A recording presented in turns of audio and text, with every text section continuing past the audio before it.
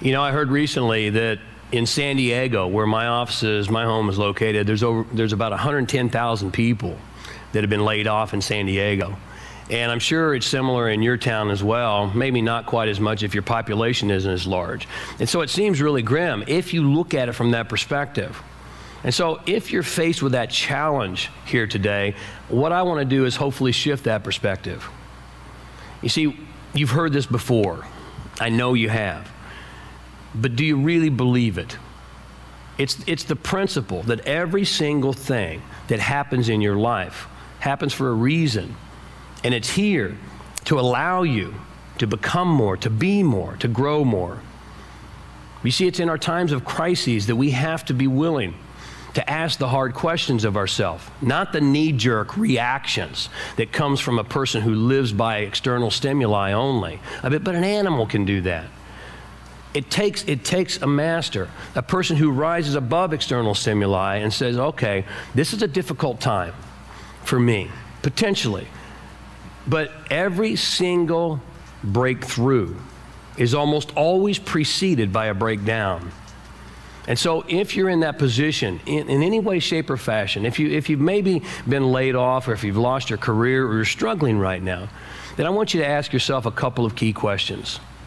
I know they work because they've served my life so tremendously over the years. Number one, ask yourself the question, how does this serve me?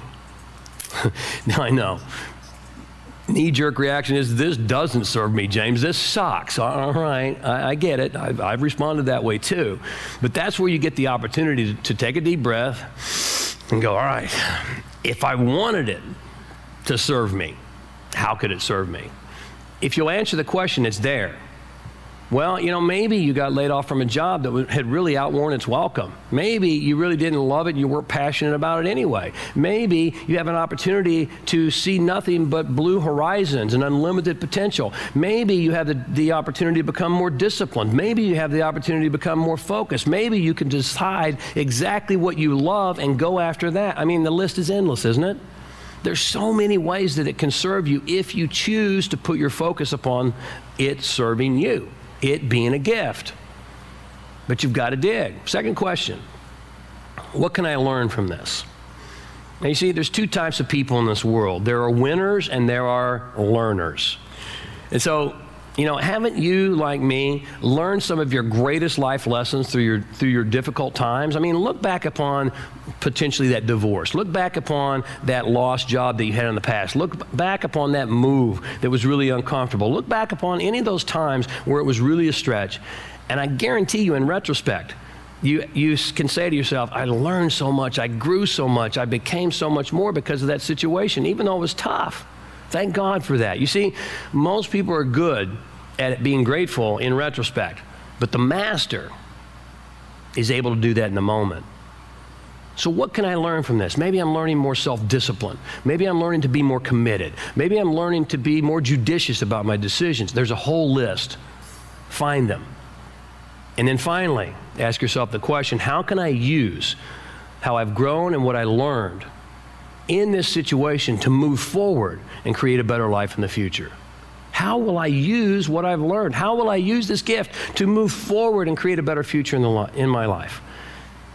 I guarantee, because I've used them, and I've taught it to thousands of other people who have used those questions as well. If you really play full on, you answer the questions, you find the answers, and you apply the answers, in very short order, your heart's going to open.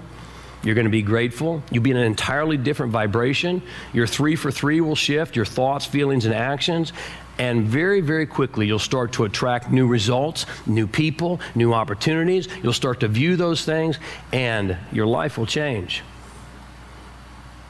Please, you have two choices in a time of crisis.